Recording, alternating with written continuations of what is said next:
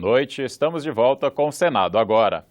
O Senado aprovou nesta terça-feira o texto modificado pelo Congresso para a medida provisória 692. Ela aumenta para a pessoa física a tributação sobre os ganhos de capital. A matéria vai à sanção da presidente Dilma Rousseff. Ganho de capital é a diferença entre o valor de compra de um bem, como por exemplo ações ou um imóvel, e o valor de venda. Atualmente a taxa é de 15%. A medida provisória aumenta esta alíquota. Estamos falando de ganho de capital. É a diferença que eu ganho, por exemplo, entre a compra e a venda de um imóvel. O que está sendo colocado aqui vai atingir em cheio, por exemplo, um produtor rural, que é dono de uma fazenda de 1.000 hectares, 2.000 hectares, um cara que tem 2, tem 3 apartamentos. O texto enviado pelo Planalto criou uma escala para cobrar o imposto. 15% para quem ganhar até R$1 milhão, 20% para quem ganhar mais de 1 e menos de 5 milhões, 25% para ganhos entre 5 e 20 milhões de reais e 30% para quem lucrar mais de 30 milhões com a venda de um imóvel.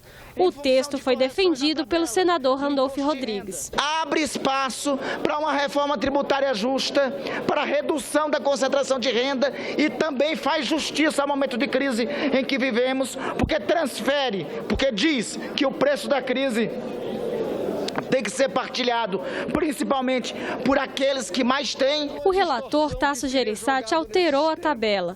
Paga 15% quem ganhar até 5 milhões.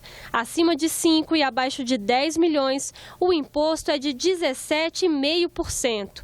Entre 10 e 30 milhões, a cobrança é de 20%. E acima de 30 milhões, o imposto é fixado em 22,5%. Para alguns senadores, a nova tabela enfraqueceu a proposta. O secretário da Receita Federal, Jorge Rachid, anunciou que essa medida provisória, que iria atingir 3.500 contribuintes, alcançará apenas 80. O relator disse que o novo texto aproxima a alíquota do imposto cobrado de quem investe no mercado financeiro. No caso de ganho de capital, nós passaríamos a ter 3 alíquotas diferentes. Por que alguém que aplica no sistema financeiro e tem o ganho de capital do dinheiro paga menos do que aquele que tem o ganho, aplica no sistema, por exemplo, em imóveis? O relator também incluiu no texto uma forma de abater a inflação do ganho de capital.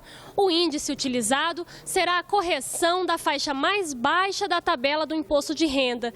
Também ficou no texto a possibilidade de pessoa física vender ações em 2 anos seguidos para pagar menos imposto. A medida provisória, que perderia a validade na semana que vem, foi aprovada. Esse substitutivo, construído pelo senador Tasso Gereissati, objeto de um grande entendimento envolvendo o governo, os nossos pares e os interessados.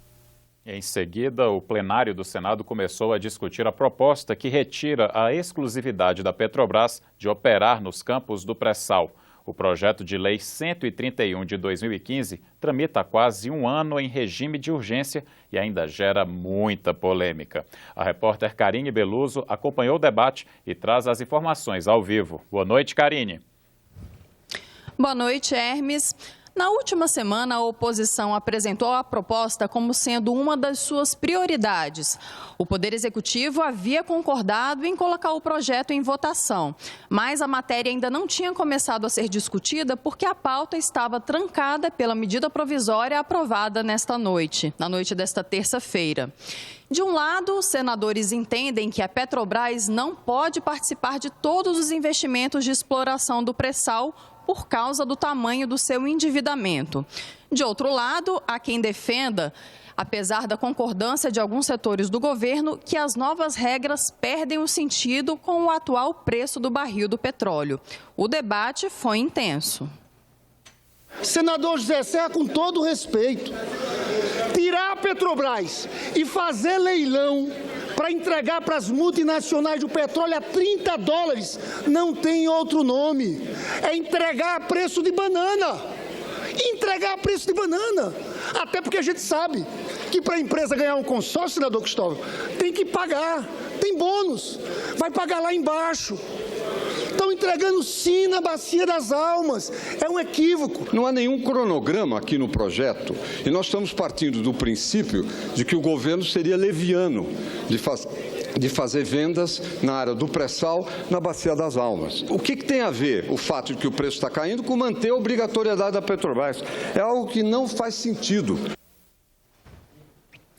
A discussão era para decidir se o projeto continuava em regime de urgência. Os defensores do projeto venceram por 2 votos. A matéria poderia ter sido votada ainda nesta noite. Mas o relator substituto, Romero Jucá, depois de apresentar o parecer, ele resolveu adiar a votação para amanhã, nesta quarta-feira, às 14h. Hermes. Obrigado, Karine. O presidente em exercício da Comissão de Assuntos Econômicos, Raimundo Lira, confirmou a indicação da senadora Gleisi Hoffmann para a presidência do colegiado. Conforme decisão do Partido dos Trabalhadores, ela vai substituir o senador Delcídio do Amaral, que deve voltar ao Senado depois de ter sido preso pela Operação Lava Jato da Polícia Federal. Durante a reunião de hoje, a comissão aprovou o projeto para favorecer a inclusão de crianças com deficiência. A proposta estende a shopping centers, previsão que já vale para os parques de diversões. A reserva de 5% das vagas em brinquedos para pessoas com necessidades especiais ou dificuldades de locomoção.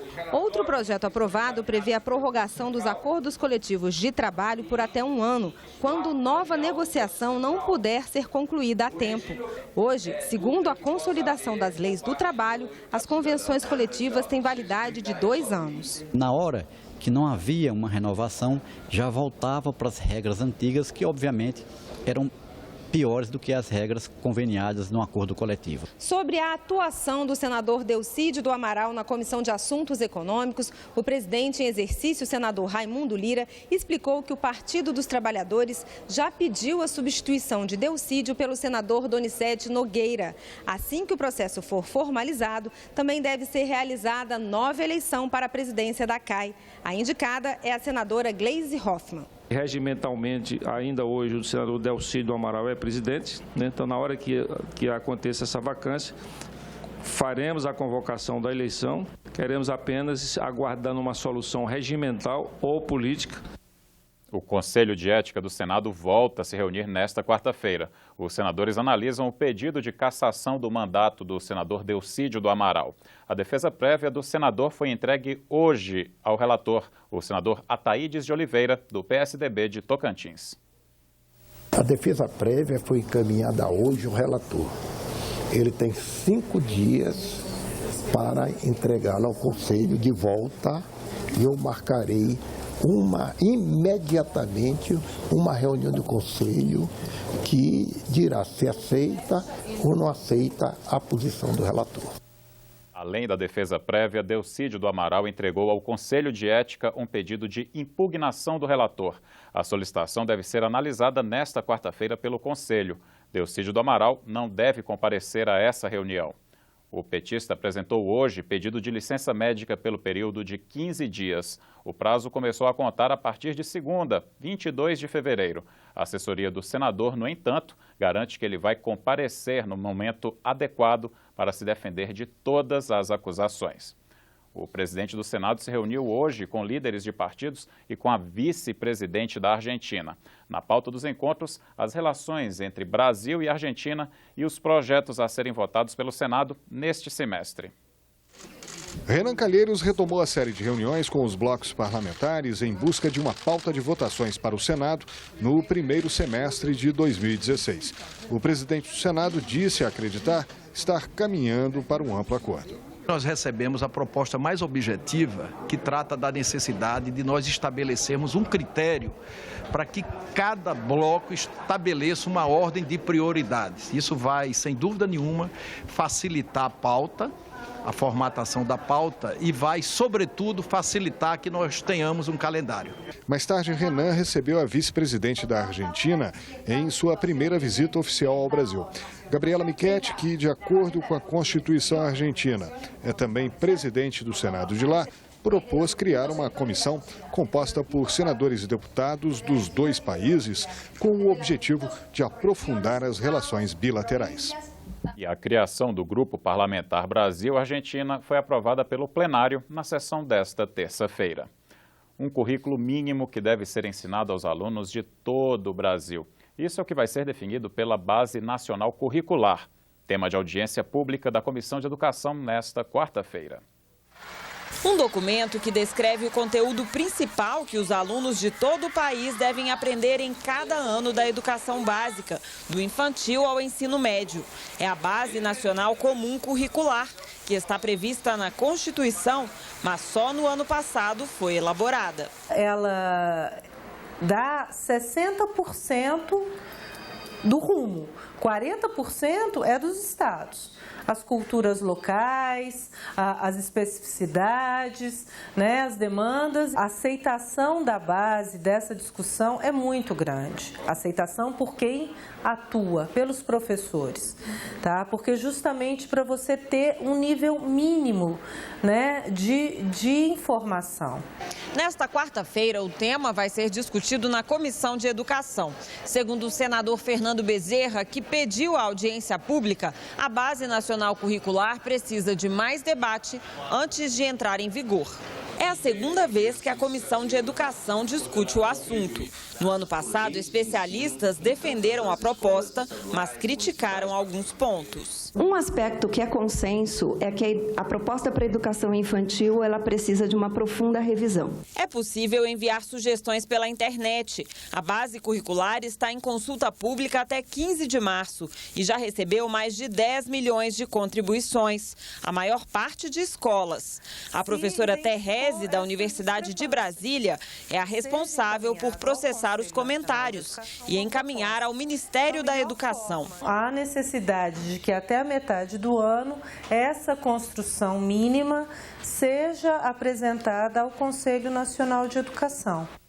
Qualquer pessoa pode deixar sua contribuição ao texto da Base Nacional Curricular. Para isso, basta acessar o endereço basenacionalcomum.mec.gov.br, clicar em Contribua e preencher um cadastro.